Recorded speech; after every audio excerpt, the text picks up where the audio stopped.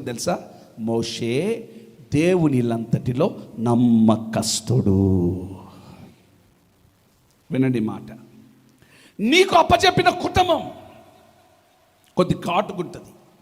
నీకు అప్పచెప్పిన భార్య, నీకు అప్పచెప్పిన పిల్లలు నమ్మకం ఉన్నవా?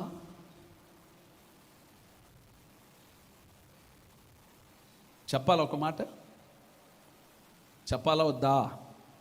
చెప్తాను, వినండి. మంచి ఫ్యామిలీ,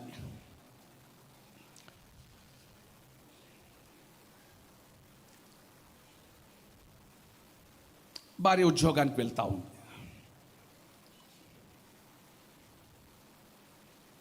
చక్కగా ఉద్యోగం చేసుకుంటుంది, వెళ్తుంది వస్తుంది.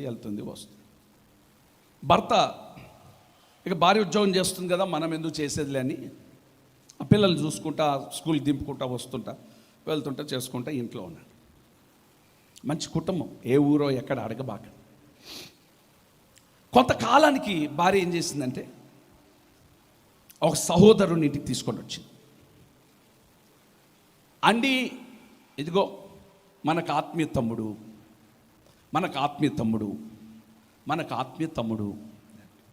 సరే, భర్త కూడా ఉండి ఆత్మీయ తమ్ముడు అంటా ఉన్నాడు. ఆమె కూడా ఆత్మీయ తమ్ముడు అంటా ఉంది. సార్, ఆత్మీయ తమ్ముళ్ళు వినండి, ఈ మాట వినాలి, చాలా జాగ్రత్త వినాలి. ఏ ఆత్మీయ తమ్ముడు అంటా ఉంది కదా భార్య. సరేలే అని చెప్పేసి నమ్మాడు. ఇక వీడు భార్య గురించి ఏం చెప్తున్నాడంటే, మా భార్య చాలా మంచిదన్న.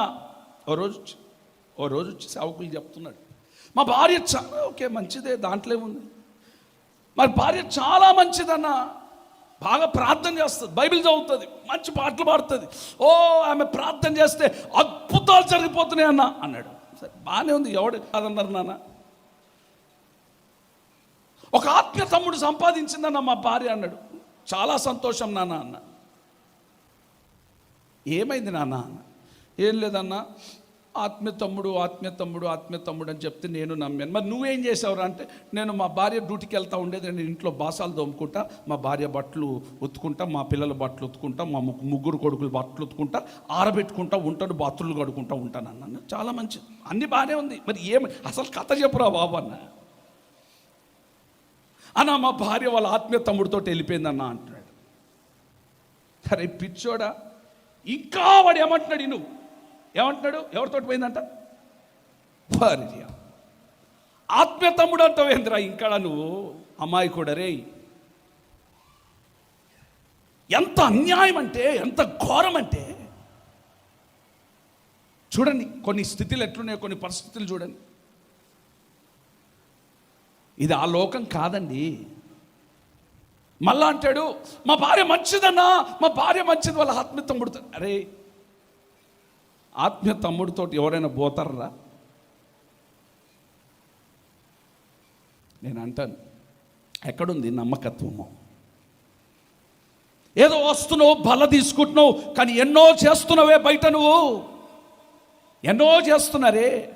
ప్రభు చెప్పమన్నారండి ఈరోజు, నేను చెప్తున్నాను, పరిశుద్ధత లేకుండా నువ్వు దేవుణ్ణి చూడలేవు. యథార్థం కావాలి, నీ భార్యకు నువ్వు యథార్థం కావాలి. నేను అంటాను, ప్రభు నీ చేయి విడిచిపెట్టుంటే, ప్రభు నీకు అన్యాయం చేస్తుంటే, ప్రభు నేను మరచి ఉంటే నువ్వు బ్రతికేవాడివా? యోసేపు ఎంత యథార్థత, ఎస్, పరిశుద్ధతలో యోసేపు పాస్ అయ్యాడు. చప్పట్లు కొట్టండి.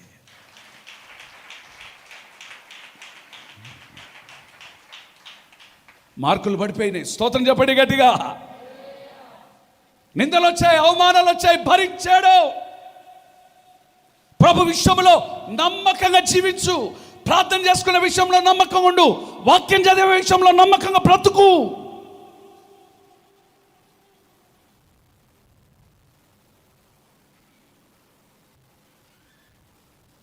ఏం బ్రదరు వాక్యం చదివా? అబ్బా ఈరోజు పాస్టర్ భలే వాక్యం చెప్పాడక్క. ఓ భార్యతో భర్త భలే చెప్పాడే ఈరోజు వాక్యం పాస్టర్ గారు, భలే చెప్పాడే. ఎన్ని సంవత్సరాలకి? 4 సంవత్సరాలు విశ్వాసం అయిన తర్వాత ఆ రోజు ఎత్తుకున్నాడు ఎందుకో. ఇక భలే అనగానే ఈ భార్య ఏం చేసిందంటే వెళ్ళేటప్పుడు మేక కాళ్ళు, మేక తలకాయలు, మేక పేగలు అన్నీ కొనుక్కొని తీసుకెళ్ళింది ఇంటికి కూర చేద్దామని. ఇక అయిపోయిన తర్వాత అండి అన్నీ రెడీ అయిపోయింది, నువ్వు అయ్యగారు చెప్పిన వాక్యం చెప్పు అన్నాడు. ఆడిన్నది లాస్ట్లో ఏంటి తెలుసా? కౌల పిల్లలు విన్నాడు అంతే. ఏం వాక్యం రా నాయన చెప్పురా అంటే అదేనే అంటున్నాడు. నాకు అన్నం పెట్టి అదేనే అంటున్నాడు. నీకు అన్నం పెట్టాను, ఫస్ట్ అయ్యి చెప్పిన వాక్యం చెప్పు నువ్వు. అదేనే కౌల పిల్లలే. అదే ఆ కౌల పిల్లలు ఎవడు చెప్పు, మీకు నాకు తెలుసుగా. యాకోబు ఏం చెప్పాడు తెలుసా?